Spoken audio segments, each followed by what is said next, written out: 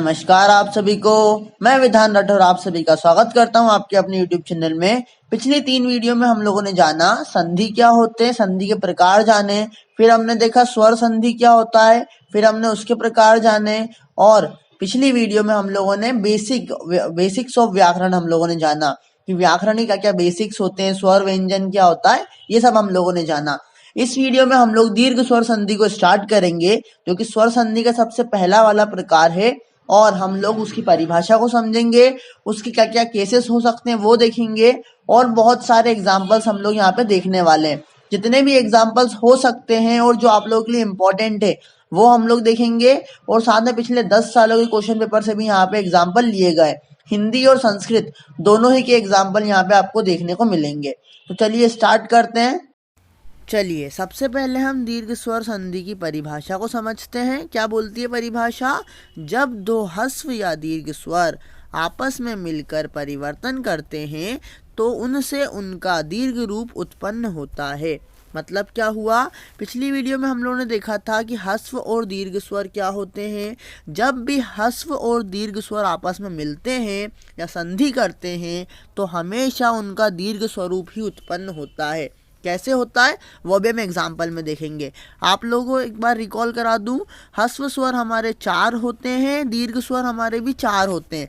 संस्कृत में 4 होते हैं और हिंदी में 3 होते हैं। ये जानने के लिए आपको हमारी प्रीवियस वीडियो को देखना पड़ेगा, तो वो देखिए और समझ के आइए। चलिए, तो ह्रस्व स्वर यानी कि छोटा आ, दीर्घ स्वर यानी कि बड़ा आ। चाहे छोटा आ हो चाहे बड़ा आ हो, इधर भी चाहे छोटा आ हो या बड़ा आ हो, जब ये दोनों आपस में मिलेंगे कोई भी हो तो हमेशा बड़ा आ ही बनेगा, मतलब हमेशा बड़ा दीर्घ रूप ही बनेगा। तो ये होती है हमारी दीर्घ स्वर संधि। दीर्घ स्वर संधि में क्या होता है?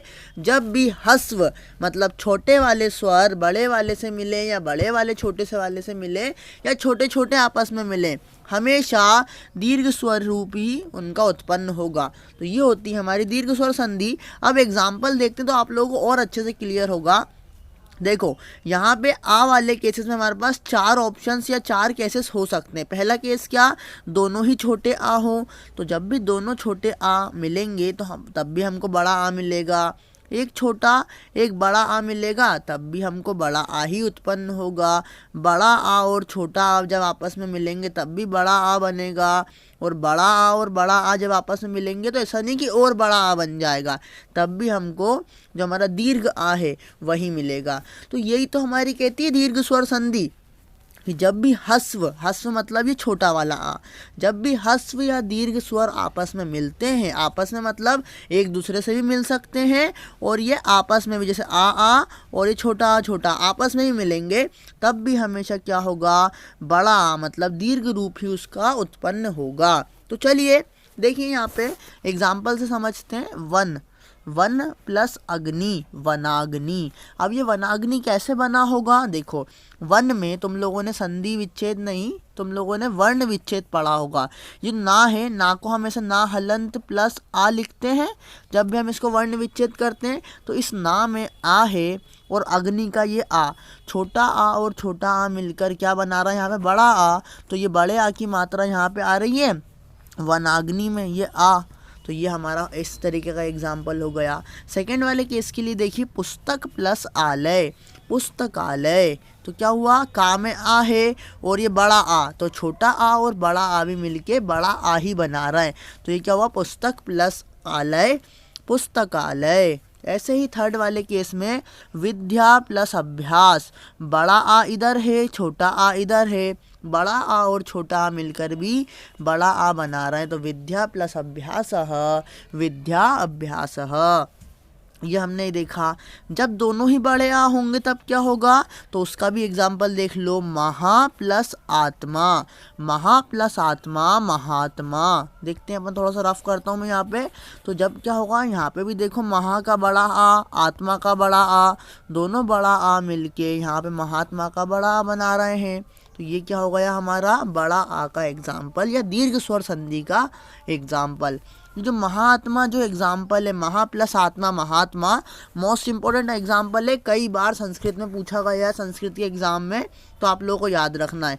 ऐसे ही पुस्तकालय भी थोड़ा इंपॉर्टेंट है, तो याद रखिएगा। चलिए, ये तो हो गई आ के केस में।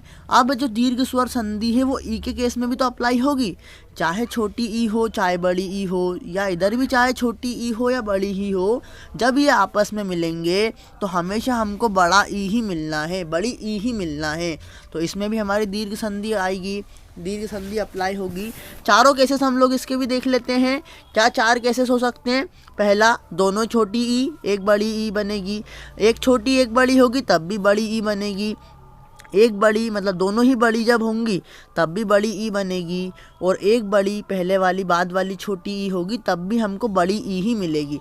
मतलब जब भी हमको बड़ा मिल रहा है, दीर्घ मतलब बड़ा, जब भी हमको किसी भी स्वर का दीर्घ रूप देखने को मिल रहा है तो वहाँ पे क्या होगा? दीर्घ स्वर संधि ही होगी।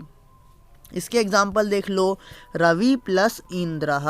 रवि में भी क्या है हमारी यहाँ पे? छोटी ई, इंद्र में भी हमारी छोटी ई, तो रवि प्लस इंद्र रवींद्र। यहाँ पे क्या हुआ? ये बड़ी ई में परिवर्तन हो गया, तो इसी को तो बोलते हैं दीर्घ स्वर संधि। याद कर लीजिएगा, रविंद्र भी बहुत इंपॉर्टेंट हमारा एग्जाम्पल है। ये जो हम अलग अलग करके लिखते हैं प्लस करके, इसको क्या बोलते हैं? रविंद्र को इस तरीके से तोड़कर लिखने की प्रोसेस को हम बोलते हैं संधि विच्छेद। तो याद रखिएगा, अगर मान लीजिए रविंद्र का आपसे संधि विच्छेद पूछा तो क्या लिखेंगे आप? रवि प्लस इंद्र, दोनों ही छोटी छोटी ई आएगी। ऐसे ही सेकेंड वाला एग्जाम्पल देखिए, कपि प्लस ईशः। कपि प्लस ईशः, यहाँ पे कपि में छोटी ई, ईश में बड़ी ई, तो देखो छोटी ई और बड़ी ई भी मिलकर बड़ी ई ही बना रहे हैं, तो कपीशः। सती प्लस ईशः, सती और ईश मिलकर दोनों ही यहाँ पे बड़ी ई है, सतीशः बना रहे हैं। मही प्लस इंद्रः, महींद्रः। सिंपल से हमने चारों केसेस में एक एक एग्जाम्पल देखे। चारों ही एग्जाम्पल बहुत इंपॉर्टेंट है, तो याद रखिएगा। आप अपनी मर्जी से भी ले सकते हैं, और एग्जाम में अगर कोई क्वेश्चन आता है तो आप सबसे पहले संधि विच्छेद करने की कोशिश करिए। संधि विच्छेद करने के बाद ही आप उसका आंसर आसानी से पता लगा सकते हैं। दीर्घ स्वर संधि अब ऊ के लिए भी एप्लीकेबल होगी, ऊ भी तो स्वर है, क्योंकि स्वर संधि के ही भाग है, तो हम सारे स्वरों के बारे में बात करेंगे।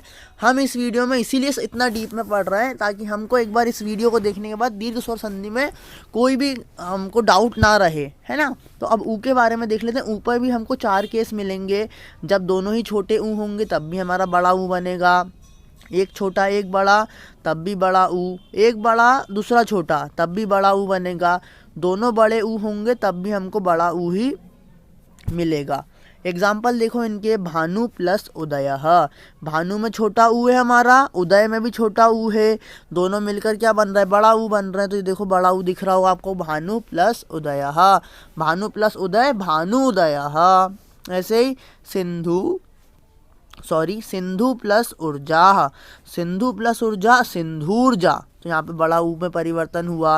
यहाँ पे देखो वधु में बड़ा ऊ है, उत्सव में छोटा ऊ है, तो वधु प्लस उत्सवः, वधु उत्सवः। ये इस वाले केस का एग्जाम्पल है। ऐसे ही फोर्थ वाले केस का एग्जाम्पल क्या हो जाएगा? भू प्लस, एक सेकंड कहाँ चला गया अपना टूल्स, ये भू प्लस ऊर्जा भूर्जा। तो सिंपल सा यहाँ पे जब दोनों ही बड़े ऊ आएंगे हमारे तब भी हमारा बड़ा ऊ ही बनेगा। सिंपल सा हमने समझा। यहाँ पे ऊ के केस में भी हमारे भानु, उदय, सिंधूर्जा, वधुत्सव, भूर्जा, ये सारे हमारे मोस्ट इम्पोर्टेंट एग्जाम्पल हैं। चलिए, तो अब देख लेते हैं हमारे दीर्घ स्वर संधि के फोर्थ रूल के बारे में। फोर्थ रूल में भी सिंपल सा है, अगर हमारा छोटा री और बड़ा री किसके साथ प्लस होता है? छोटा या बड़ा री के साथ, तो हमेशा बड़ा री ही हमको मिलने वाला है। और ये वाला रूल आप लोगों को बता दूं, ये वाला रूल सिर्फ संस्कृत में ही चलता है, क्योंकि जो बड़ा वाला री है ये स्वर में हमको सिर्फ संस्कृत में देखने को मिलता है। ठीक है, तो इसमें हमारे पास एक सबसे मोस्ट इम्पोर्टेंट एग्जाम्पल है, वो क्या है? पितृ प्लस ऋणम, पितृणम। तो ये वाला मोस्ट इम्पोर्टेंट एग्जाम्पल है। इन तीनों के लिए भी केसेस आप लोगों के लिए अलग अलग एग्जाम्पल हो सकते हैं, लेकिन मुझे आप लोगों की बुक में अभी ऐसा कोई एग्जाम्पल नहीं मिला। तो चलिए, हम लोगों ने पूरा जाना, एक बार सारे ऊपर के एग्जाम्पल को रिकॉल करते हैं। हमने कौन कौन से एग्जाम्पल्स देखे? हमने वन प्लस अग्नि वनाग्नि, पुस्तकालय, विद्या अभ्यास, महाआत्मा। फिर हमने ई वाले केसेस में सेकंड जो हमारा केस है, रवींद्र, कपीश, सती प्लस ईश सतीश, महींद्र, ये हमने देखे। ठीक है। ऐसे ही हमारा थर्ड रूल होता है ऊ वाले के लिए। ऊ वाले के लिए भी हमने देखे भानु प्लस उदय भानुदय, सिंधु प्लस ऊर्जा सिंधुर्जा, वधु प्लस उत्सव वधूत्सवः, भू प्लस ऊर्जा भूर्जा। आप सिर्फ अगर ये तीन ऊपर वाले ये रूल अगर याद रख लेंगे तो आप इनसे ये चार रूल लगा सकते हैं और इन चार से आपको पूरी दीर्घ स्वर संधि कवर अप कर सकते हैं। ऐसे ही हमने री वाले में सिर्फ एक ही उदाहरण देखा जो कि मोस्ट इंपॉर्टेंट है, वो क्या है, पितृ प्लस ऋणम पितृणम। तो आप लोगों को याद रखना है। अब देख लेते हैं कुछ और एग्जाम्पल जो कि मैंने आप लोगों की पूरी बुक्स में से छांटे हैं, पूरी परीक्षा बोर्ड और बहुत सारे जो आपके पिछले 10 साल के क्वेश्चन पेपर में आए वो हम लोगों ने यहाँ पे देखे। तो देखिए मत प्लस अनुसारः मतानुसारः, यहाँ पे क्या हो रहा है, आ है हमारा और इधर भी हमारा आ है, तो आ और आ मिलकर हमारा क्या बना रहा है, बड़ा आ बना रहा है। तो ये आप लोगों को दिख रहा होगा। सेवा प्लस आर्थ, तो सेवार्थ, ये भी पहले वाले का ही है। सु प्लस उक्ति, तो बड़ा वाला ऊ बन रहा है सूक्ति। ऐसे ही और एग्जाम्पल देखिए, भोजन प्लस आलयः भोजनालय, गिरि प्लस ईशः गिरीशः, तत्र प्लस आगतः तत्र आगतः, महिषिणास्मकमः, मतलब पहले यहाँ लिखा गया महिषिणा प्लस अस्माकम, तो महिषिणास्माकम।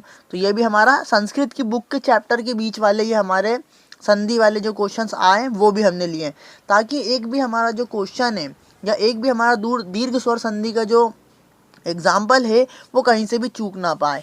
प्राचीन प्लस अवार्चीन, तो प्राचीन आरवार्चीन, प्राचीन वार्चीन, प्राचीना वार्चीन, ठीक है, ये ऐसा हो जाएगा। शिव प्लस आलय शिवालयः, विद्या प्लस आर्थी विद्यार्थी, छात्र प्लस अवस्था छात्र अवस्था, महा प्लस अहम महायम, ठीक है, देश प्लस अनंतरम देशांतरम, अधः प्लस अहम अदाहम, अंतर प्लस आत्मा, तो अंतरात्मा, ठीक है। ये जो रा के बाद जो आ है और ये वापस जो बड़ा आ है आत्मा का, ये छोटा आ और बड़ा आ मिलके हमारा क्या बना रहा है, बड़ा आ बना रहा है ना। किसी भी एग्जाम्पल में अगर आपको डाउट्स हो तो आप मुझसे कमेंट करके पूछ सकते हैं, और अगर आप लोग कोई भी सजेशन हो तो प्लीज़ मुझे बताइए, ठीक है, तो मैं वो भी इम्प्रूव करने की कोशिश करूँगा। और साथ ही वीडियो को लाइक करना मत भूलिएगा और चैनल को ज़रूर सब्सक्राइब कर लेना। अब देखो हिम प्लस आलय, ये जो हिमालय वाला क्वेश्चन एग्जाम्पल है ये वाला भी संस्कृत के क्वेश्चन पेपर में कई बार आया है। देव प्लस आलय देवालयः, सिंपल से। अब देख लेते हैं कुछ और एग्जाम्पल हम लोगों ने यहाँ पे आप लोगों के लिए ले रखे हैं, तो वो एग्जाम्पल पे भी हम पढ़ लेते हैं एक बार।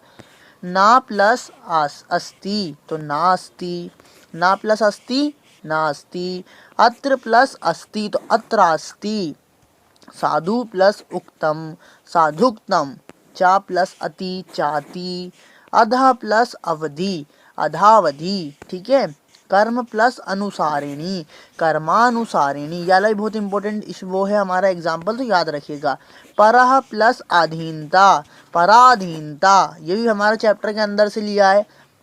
गोप प्लस अचलः गोपाचलः, तव प्लस अर्हतः तवार्तः, तो ये है ना तवार्हतः, ये ऐसा हमारा हो जाएगा। यहाँ पे विसर्ग लगेगा, सॉरी मैं भूल गया हूँ लगाना, तो आप लोग लगा लेना। एक और एग्जाम्पल यहाँ पे मुझे याद आ रहा है, तो आप वो भी देख लो, है ना। एक और एग्जाम्पल क्या है हमारा, ये जितने भी हम लोगों ने एग्जाम्पल देखे ना, आप लोगों को जस्ट एक बार माइंड में रखना है, जिससे क्या होगा कि अगर इनमें से कोई सा क्वेश्चन आएगा तो आप डेफिनेटली सॉल्व कर ही लोगे। एक एग्जांपल मुझे आ रहा है, परम प्लस अर्थः, तो परमार्थः, ठीक है, परम प्लस अर्थ, तो इसका क्या हो जाएगा, परमार्थ। ऐसे ही एक और होता है अभि प्लस ईस्ट, तो अभीष्टः। ये सारे एग्जाम्पल मोस्ट इम्पोर्टेंट है, तो आप लोगों को ये सब सॉल्व करना है इन द सेंस एक एक बार तो एटलीस्ट पढ़ना ही है। और ये जो एग्जाम्पल्स हैं आप लोग अगर एक बार ध्यान में रख लेते हैं तो डेफिनेटली पूरा जो पेपर में आपको इनमें से ही क्वेश्चंस आते हैं। तो ये हमारे आज हमने क्या क्या कवर करा, संस्कृत की और हमारी जो हिंदी की दीर्घ स्वर संधि होती है उसमें हमने 10 मिनट में पूरी कमांड बना ली। तो इस वीडियो में बस इतना ही, मिलते हैं नेक्स्ट वीडियो में। बाय बाय, जय हिंद, जय भारत।